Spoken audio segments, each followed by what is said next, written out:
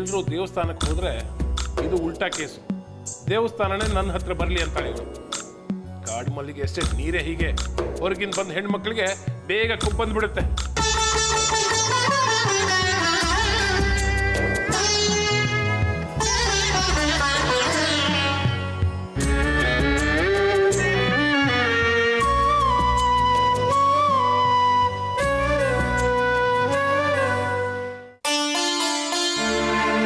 ಪ್ರಣವ್ ಒಪ್ಕೊಂಡ್ರೆ ಸಾಕಪ್ಪ. ದೇವರೇ, ಪ್ರಣವ್ಗೆ ಒಳ್ಳೆ ಬುದ್ಧಿ ಕೊಡು. ಅರ್ಚನಾ ಹೇಳಿದಾಗ ಕೇಳಿ ಅವನು. ಏನಾಯ್ತು ಅರ್ಚನಾ? ಪ್ರಣವ್ ಏನಂದ? ಒಪ್ಕೊಂಡು ಎಲ್ಲ ಸರಿ ಹೋಗುತ್ತೆ ಹರಿ. ಪ್ರಣವ್ ಏನಂದ? ಇದೊಂದು ದೊಡ್ಡ ಕತೆ. ಈ ಕಲ್ಪನಾ ದೊಡ್ಡ ರಂಪನೆ ಮಾಡಿದ್ದಾಳೆ. ಅವಳ ಮೇಲೆ ಸಿಂಪತಿ ಬರೋ ಹಾಗೆ ಏನೇನೋ ಕತೆ ಕಟ್ಟಿದ್ದಾಳೆ. ಅದನ್ನೇ ಇವನು ಹಚ್ಕೊಂಡಿದ್ದಾನೆ. ಏನಂತ ಅವಳದು? ಅವಳಿಗೆ ನಮ್ಮ ಮನೆಯವ್ರ ಮೇಲೆ ಸೇಡ್ ತೀರಿಸ್ಕೊಳ್ಳೋ ಆಸೆ. ಅದಕ್ಕೆ ಹೀಗೆಲ್ಲ ಮಾಡ್ತಿದ್ದಾಳೆ. ನೀನು ಅವಳ ಕಡೆ ತಿರುಗು ನೋಡಿದ್ರೆ ನನ್ನ ಜೊತೆ ಇದೆಯಲ್ಲ, ಅದಕ್ಕೆ. ನಾನು ನ್ಯಾಯವಾಗಿದ್ದೀನಿ.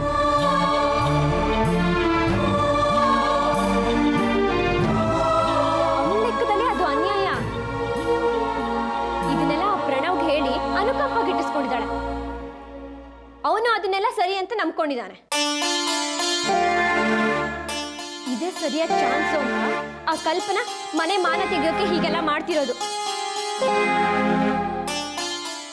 ಸತ್ಯ ಪ್ರಣವ್ ನನಗೆ ಇವತ್ತು ಸಿಕ್ಕಿದ್ದು ಒಳ್ಳೇದಾಯ್ತು. ನಾನಿದ್ರೆ ನಾಳೆ ಮದ್ವೆ ಮಂಟಪದಲ್ಲಿ ದೊಡ್ಡ ಅವಮಾನನೇ ಆಗ್ತಿತ್ತು. ಅಂತ ದರಿದ್ರ ಹೆಣ್ಣು ಆ ಕಲ್ಪನಾ. ಇದೇನ್ ಪ್ರಯೋಜನ ಹರಿ, ಬಿಟ್ಬಿಡಿ. ಎಲ್ಲ ಸರಿ ಹೋಯ್ತಲ್ಲ.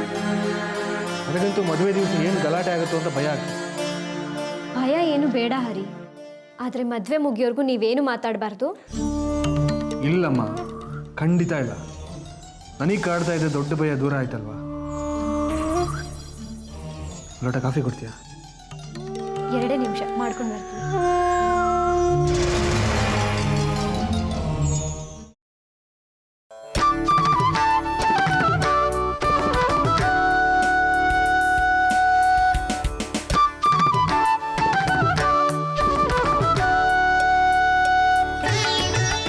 ಇದು ದೊಡ್ಡಜ್ಜಿ ಬಂದಾಗ ಅವ್ರಿಗೆ ಕೊಟ್ಟು ಕಾಲು ಮುಟ್ಟಿ ನಮಸ್ಕಾರ ಮಾಡು. ಆಶೀರ್ವಾದ ತಗೋಬೇಕು ನೀನು. ಅತ್ತೆ ಎಲ್ಲ ಮುಗೀತು. ಇನ್ನು ಅಮಿತನ ಬಟ್ಟೆ ಪ್ಯಾಕ್ ಮಾಡಿದ್ರೆ ಪ್ಯಾಕಿಂಗ್ ಕೆಲಸ ಮುಗಿಯುತ್ತೆ.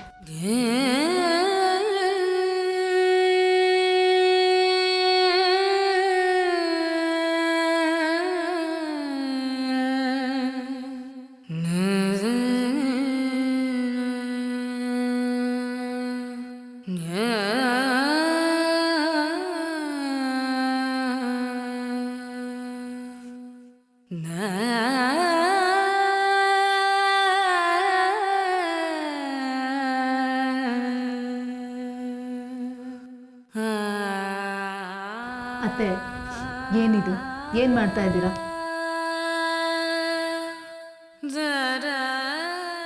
ಇಷ್ಟು ದಿವಸ ಮನೆ ತುಂಬ ಓಡಾಡ್ಕೊಂಡಿದ್ದವಳು ನಾಳೆ ಮನೆ ಬಿಟ್ಟು ಹೋಗ್ತಾಳೆ ಅಂದ್ರೆ ಅತ್ತೆ, ಅವರಿಬ್ರು ಬರುವಾಗ ಎಷ್ಟು ನಗ್ನಗ್ತಾ ಇದ್ರು.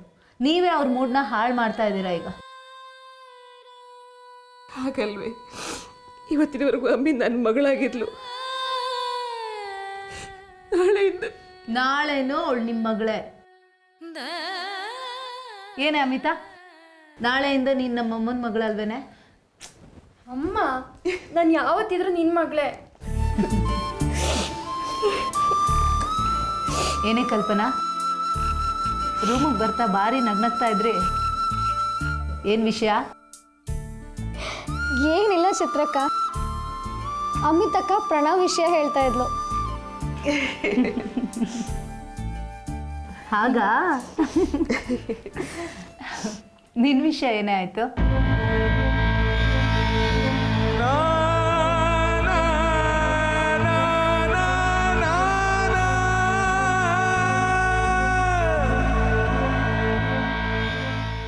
ಅದಕ್ಕೆ ನಂಗೆ ಒಂದೇ ಒಂದು ಆಸೆ, ಗುರುವಣ್ಣ ನೀವು ಸರಿ ಹೋಗಬೇಕು. ಹಾಗೆ ಹರಿಕಲ್ಪನಾ ಒಂದಾಗಬೇಕು. ನಾನು ಮತ್ತೆ ಈ ಮನೆಗೆ ಬರುವಾಗ ಎಲ್ಲರೂ ನಗ್ನಾಗ್ತಾ ನನ್ನನ್ನು ಬರ ಮಾಡ್ಕೋಬೇಕು.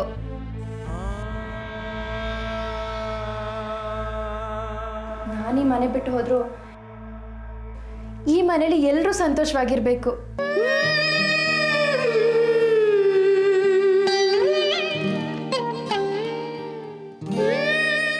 ಹೌದು ಚಿತ್ರ, ಗುರುವಿಗೆ ಕಿವಿ ಹಿಂಡಿ ನಾನು ಬುದ್ಧಿ ಹೇಳ್ತೀನಿ. ಹಾಗೆ ಹರಿಕಲ್ಪನಾನ ನಾವೆಲ್ಲರೂ ಸೇರಿ ಒಂದು ಮಾಡಬೇಕು.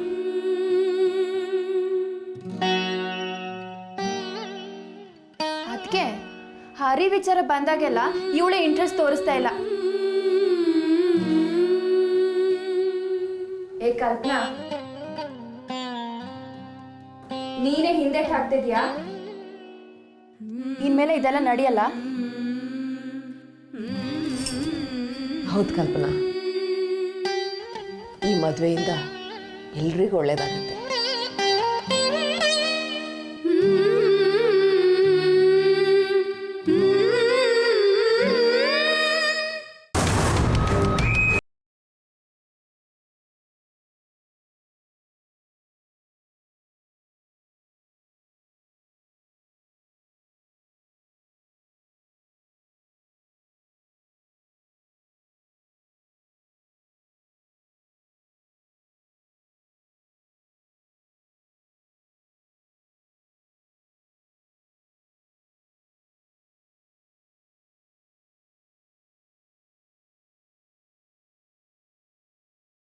ಮದುವೆ ಆದವಳು ಅದು ಅಲ್ಲದೆ ಹರಿ ಈಗ ಇವ್ರ ಜೊತೆ ಚೆನ್ನಾಗಿದ್ದಾನೆ.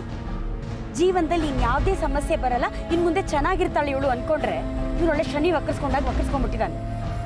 ನಾನು ಅವನಿಗೆ ಹೇಳಿದ್ದೀನಮ್ಮ, ನೀನೇನಾದ್ರೂ ನನಗೆ ತಾಳಿ ಕಟ್ಟಿದ್ರೆ ಅದೇ ಜಾಗದಲ್ಲಿ ಪ್ರಾಣ ಬಿಡ್ತೀನಿ ಅಂತ. ಅದಕ್ಕೇನಂದ? ನಾನು ನಿರ್ಧಾರ ಮಾಡಿದ್ದೀನಿ, ಅದ್ರ ಪ್ರಕಾರನೇ ನಡೀತೀನಿ ಅಂತಾನೆ. ಇವನು ಪ್ರೀತಿ ಹುಚ್ಚ ಅಲ್ಲ ಕಣೆ, ಕ್ರ್ಯಾಕು, ಪೂರ್ತಿ ಹುಚ್ಚ. ಅವನೇನು ಹುಚ್ಚ, ಆದ್ರೆ ನಮ್ಮ ತಲೆ ಕೆಡಿಸ್ತಾ ಇದ್ದಾನಲ್ಲ, ಈಗೇನ್ ಮಾಡೋದು? ನನಗಂತೂ ಏನು ಹೊಳಿತಾ ಇಲ್ಲಪ್ಪ, ಅದಕ್ಕೆ ನಿಮಗೆ ಫೋನ್ ಮಾಡಿದ್ದು. ಒಂದು ಕೆಲಸ ಮಾಡು, ನೀನು ಅಲ್ಲಿಗೆ ಹೋಗ್ಲೇಬೇಡ. ಕಾದು ಕಾದು ಮನೆಗೆ ಬಂದ್ರೆ ಹರಿ ಎದುರು ಎಲ್ಲ ವಿಷಯನೂ ಹೇಳಿದ್ರೆ ನಾನು ಸತ್ತೇ ಹೋಗ್ತೀನಿ. ಈ ರೀತಿ ಬೇರೆಯವ್ರಿಗೆ ತೊಂದರೆ ಕೊಡೋರು ಯಾಕಾದ್ರೂ ಬದುಕಿರ್ತಾರೋ, ಇಂಥವ್ರು ಬದುಕಿರ್ಲೇಬಾರ್ದು. ಏನಂದೆ ಅಮ್ಮ? ಬದುಕಿರಬಾರ್ದು ಅಂದ್ಯ? ಹೌದು, ಪ್ರಣವ್ಗೆ ಅದೇ ಸರಿಯಾದ ಶಿಕ್ಷೆ. ಹೌದಪ್ಪ, ಅವ್ನು ನನಗೆ ಯಾವಾಗಲೂ ಮಗ್ಗಲ್ ಮುಳ್ಳಾಗೆ ಕಾಟ ಕೊಡ್ತಿರ್ತಾನೆ. ಆ ಮುಳ್ಳನ್ನ ನಾಶ ಮಾಡೋದೇ ಸರಿಯಾದ ದಾರಿ. ಅರ್ಚನಾ ಹೇಳಿದೆ ಸರಿ ಸೀತಾ. ಪ್ರಣವ್ ಸಾಯ್ದೆ ಅರ್ಚನಾ ಸುಖವಾಗಿರೋದಕ್ಕೆ ಸಾಧ್ಯನೇ ಇಲ್ಲ. ಈಗ ನಮಗಿರೋದು ಇದೊಂದೇ ದಾರಿ.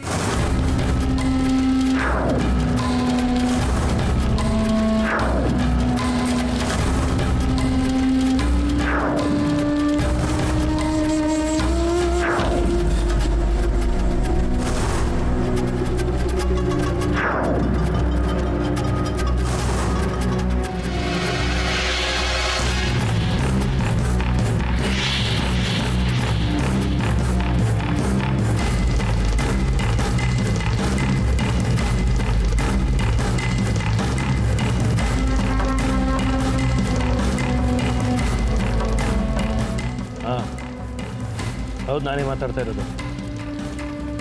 ನೋಡು, ಸರಿಯಾಗಿ ಕೇಳಿಸ್ಕೊ.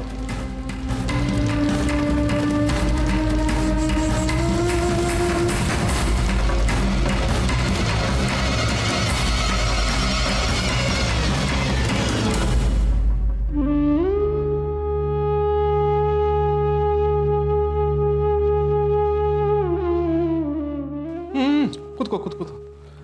ಮದುವೆ ಆದಮೇಲೆ ಕೆಲವು ಕಂಡೀಷನ್ಗಳಿವೆ, ಅದನ್ನು ಹೇಳೋಣ ಅಂತ ಇಬ್ಬರು ಬಂದ್ವಿ. ನೋಡಯ್ಯ, ನಾಳೆ ಮದುವೆ ಆಗಿ ಮನೆಗೆ ಬರ್ತೀಯಲ್ಲ, ನಿನಗೊಂದು ಸ್ಪೆಷಲ್ ನ್ಯೂಸ್ ಇದೆ. ನಾಳೆಯಿಂದ ನಿಮ್ಮ ಅಮ್ಮಂಗೆ ರಿಟೈರ್ಮೆಂಟ್. ನಾಳೆಯಿಂದ ನಿಮ್ಮಮ್ಮ ಅಡಿಗೆ ಮಾಡೋಗಿಲ್ಲ, ಅಡಿಗೆ ಮನೆಯಿಂದ ನಿವೃತ್ತಿ. ಇನ್ಮೇಲೆ ಅಡಿಗೆ ಮನೆ ಇನ್ಚಾರ್ಜು ನಿನ್ನ ಹೆಂಡತಿ ಅಮಿತಾ. ರೀ, ಅದೇನೋ ಹೇಳ್ತೀನಿ ಅಂತ ಹೆದರಿಸ್ತಿದ್ದೀರಲ್ರಿ, ಸರಿಯಾಗಿ ಹೇಳಿ ಒಂಚೂರು. ತಗೊಳಯ್ಯ. ಆಶ್ಚರ್ಯ ಆಗ್ತಿದೆಯಲ್ಲ ಈ ಕವರಲ್ಲಿ ಏನಿದೆ ಅಂತ. ಸಿಮ್ಲಾಗೆ 2 ಏರ್ ಟಿಕೆಟ್ ಇದೆ. ಆಚೆ ನಾಡ್ದು ನೀನು ಅಮಿತಾ ಸಂಜೆ ಫ್ಲೈಟ್ಗೆ ಹೊರಡ್ತಾ ಇದ್ರಿ. ನಾನು ನಿಮ್ಮಮ್ಮ ಮಡಿಕೇರಿಗೆ ಹೋಗಿದ್ವಿ. ಈಗ ನಿಮ್ಮ ಕಾಲ. ಏಯ್ ನಗೋ ಸ್ವಲ್ಪ. ಯಾಕೆ ಮುಖ ಗಂಟಾಕೊಂಡು ಕೂತಿದ್ಯಾ? ಹೆಂಡತಿ ಹತ್ರ ಅಡುಗೆ ಮಾಡಿಸುವಂಥ ತಮಾಷೆ ಗಮನಪ್ಪ. ನೀನು ಅಮಿತ ಚೆನ್ನಾಗೇ ಇರ್ರಿ. ಅಡಿಗೆ ಚಿಂತೆ ನಿಮಗೆ ಬೇಡ. ಆಯ್ತು, ಈಗ ಮಲ್ಗು. ಬೆಳಿಗ್ಗೆ ಬೇಗ ಹೇಳ್ಬೇಕು. ಬಲ್ಲ ಅಮ್ಮ.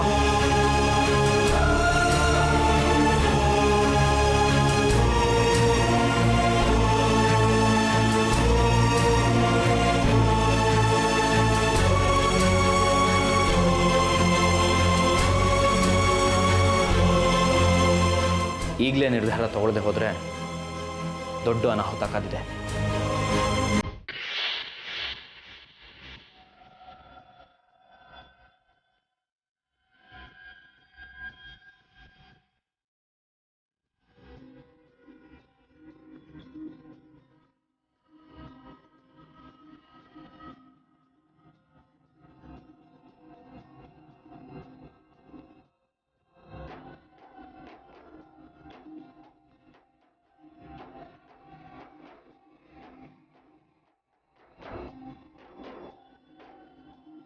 ನೀವಿಲ್ಲೇ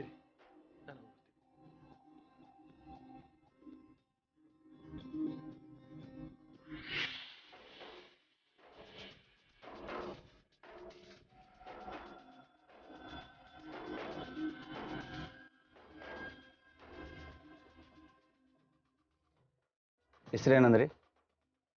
ಪ್ರಣವ್ ಅಂತ. ಧರ್ಮಯ್ಯನ ತೋಟದ ಮೇಲ್ಭಾಗದಲ್ಲಿ ಒಂದು ಹೊಂಗೆ ಮರ ಇದೆ. ಅವನಲ್ಲಿ ಬರ್ತಾನೆ. ಅಲ್ಲೇ ಅವನ್ನ ಮುಗಿಸ್ಬಿಡಿ. ಫೋಟೋ ಇಲ್ವಾ? ತಂದಿಲ್ಲ. ಇಷ್ಟು ಬೇಗ ಈ ಕೆಲಸ ಮಾಡಬೇಕಾಗತ್ತೆ ಅಂತ ಅನ್ಕೊಂಡಿರ್ಲಿಲ್ಲ. ಮನೆಗೂ ಹೋಗಿಲ್ಲ. ಹೇಗಿದ್ದಾನೆ? ಎಣ್ಣೆ ಕೆಂಪು ಬಣ್ಣ, 5 ಕಾಲು ಅಡಿ ಇದ್ದಾನೆ. ಅಲ್ಲಿಗೆ ಅವನನ್ನು ಬಿಟ್ಟರೆ ಬೇರೆ ಯಾರು ಬರೋಲ್ಲ. ಸ್ವಲ್ಪ ಗಡ್ಡ ಬಿಟ್ಟಿದ್ದಾನೆ. ಅವನು ಮಾತ್ರ ಬರೋದು. ಹಾಗಲ್ಲ, ಯಾರ್ದೋ ಜೀವಕ್ಕೆ ಇನ್ನೊಬ್ಬರು ಬಲಿ ಆದರೆ ನಮಗೆ ಲಾಸು. ಅವನೊಬ್ಬನೇ ಬರ್ತಾನೆ. ನೀನು ಪ್ರಣವ್ ಅಲ್ವ ಅಂತ ಕೇಳಿ, ಹೌದು ಅಂತಾನೆ. ಕೂಡಲೇ ಮುಗಿಸ್ಬಿಡಿ. ಆದರೆ ಹೆಣ ಸಿಗಬಾರ್ದು. ಆ ವಿಚಾರ ನಂಬಿಡ್ರಿ. ತಗೊಳ್ಳೆ. ಎಷ್ಟಿದೆ? 50,000 ಇದೆ. 50,000ನಾ? ಹೌದು. 2 ಲಕ್ಷ ಕಮ್ಮಿ ಮುಟ್ಟೋದೇ ಇಲ್ಲ. ಅದು ನಿಮಗೋಸ್ಕರ.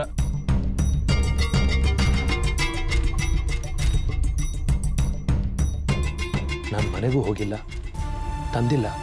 ಇದರಲ್ಲೆಲ್ಲ ಕಡ ಇಲ್ಲ. ಎಲ್ಲರೂ ಅಡ್ವಾನ್ಸ್ ಕೊಟ್ಟೇ ಕೊಡ್ತಾರೆ.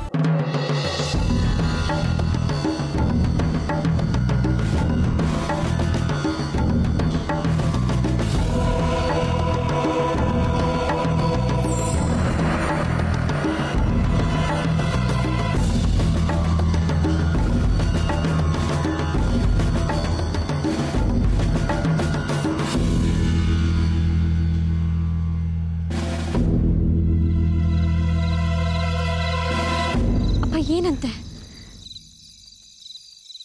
2 ಲಕ್ಷ ಕಮ್ಮಿ ಆಗೋದೇ ಇಲ್ವಂತೆ. 50,000 ಮುಟ್ಟೋದೇ ಇಲ್ವಂತೆ.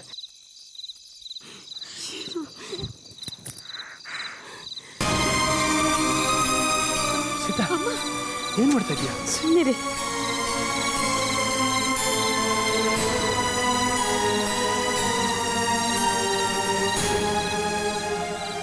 ತಗೊಳ್ಳಿ. ಇದು ನಮ್ಮ ಮದುವೆ ಮೊದಲನೇ ಆನಿವರ್ಸರಿದಲ್ವಾ? ನನ್ನ ಮಗಳಿಗಿಂತ ಇದ್ಯಾವುದೂ ಹೆಚ್ಚಲ್ಲ ರೀ. ಇದನ್ನು ತಗೊಂಡು ಕೊಡಿ ಕೊಡಿ.